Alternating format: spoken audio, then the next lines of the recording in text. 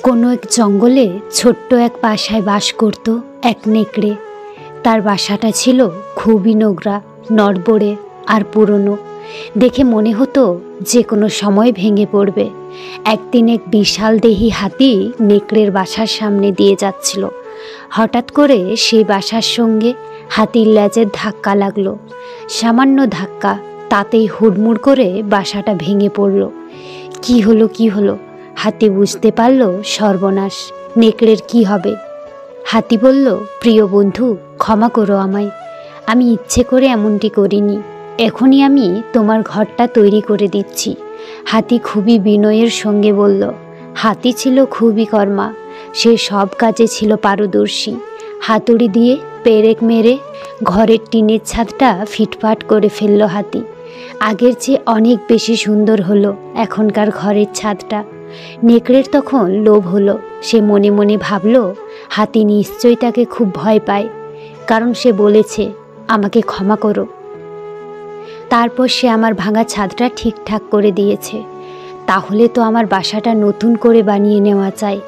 আমি একটা নতুন বাসা পাবো, মন্দ কি? সে জোরে জোরে চিৎকার করে বলল, থামো থামো, তুমি তো আমার ছাদকে আরও ভাঙাচোরা করে ফেলছো। তুমি আমার ঘর ভাঙছো।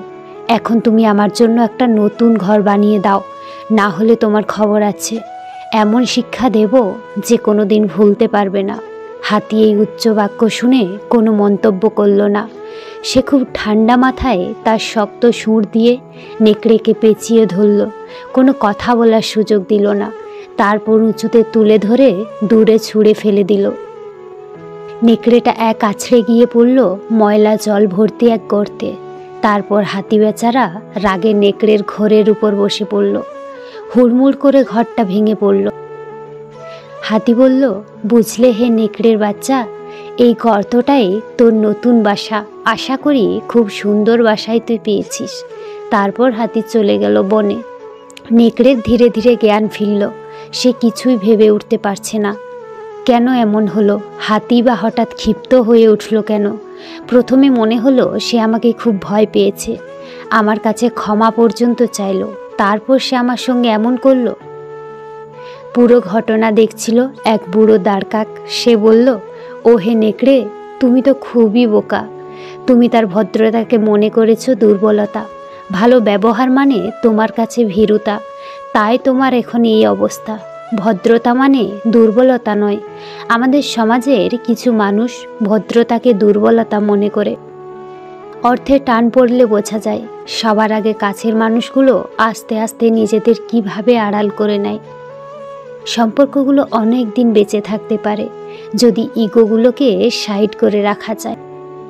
মিথ্যেবাদীর শাস্তি এই নয় যে তাকে কেউ বিশ্বাস করে না, বরং সে নিজেই কাউকে বিশ্বাস করতে পারে না।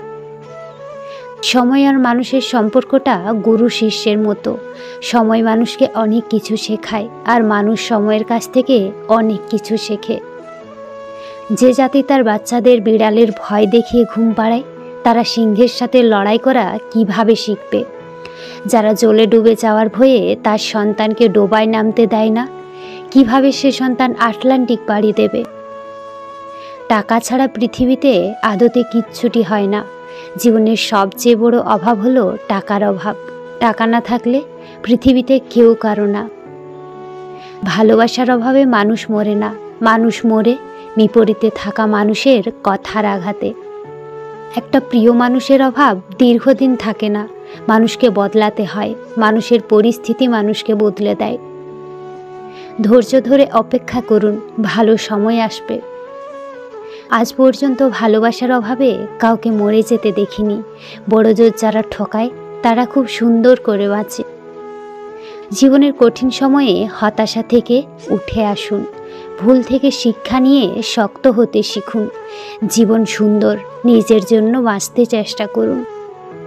আজকাল কেউ থাকে না, কেউ কথা দিয়ে কথা রাখে না। সবসময় একটা কথা মনে রাখা উচিত, কেউ নিখুঁত নয়, দোষগুণ মিলিয়েই মানুষ। আপনার সাথে কারো প্রয়োজন ফুরিয়ে গেলে দেখবেন সে মানুষটার কথা বলার ধরনটাও পাল্টে যায়। জীবনে অতি সৎ হতে নেই। মনে রেখো, জঙ্গলের সোজা গাছটাকে কিন্তু সবার প্রথমে কাটা হয়। ঠিক তেমনি অতি সৎ ব্যক্তিরা সবার আগে বিপদে পড়ে। কারোর ক্ষতি করার আগে মনে রেখো, তার কান্নার প্রতিটা ফোঁটার হিসাব সৃষ্টিকর্তা তোমার কাছে চাইবে একদিন। ছোট ছোট ভুল থেকে শিক্ষা নিতে শিখুন। মনে রাখবেন, হোঁচট সবসময় ছোট ছোট পাথরের সাথে লাগে, পাহাড়ের সাথে নয়।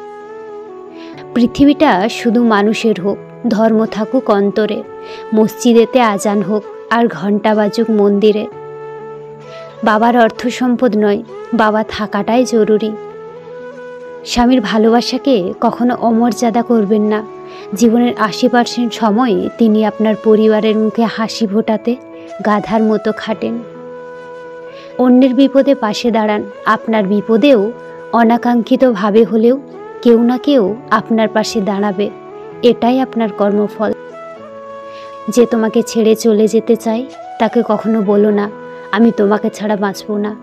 তাকে শুধু এতটুকু বলো, যদি অন্য কারো জীবনে বেশি সুখ পাও তবে চাও, কারণ জীবনটা তোমার। ভালোবাসার মানুষ জীবনে আসার চেয়ে ভালো রাখার মানুষ জীবনে আসাটা অত্যন্ত জরুরি। যে গরম পানি ডিমকে শক্ত করে, সেই গরম পানি আবার আলুকে নরম করে। রাস্তার ধারে বাড়ি থাকলে তার দাম অনেক, রাস্তার ধারে জমি থাকলে তারও অনেক দাম, কিন্তু মানুষ রাস্তায় থাকলে তার দাম নেই। কত আজব, তাই না?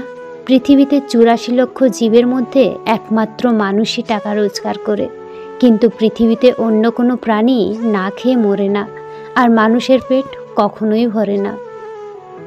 দান করলে কখনো ধন কমে না, ক্ষমায় কখনো ক্ষমতা কমে না, নম্রতায় কখনো মর্যাদা কমে না, আগে সালাম দিলে কখনো দাম কমে না।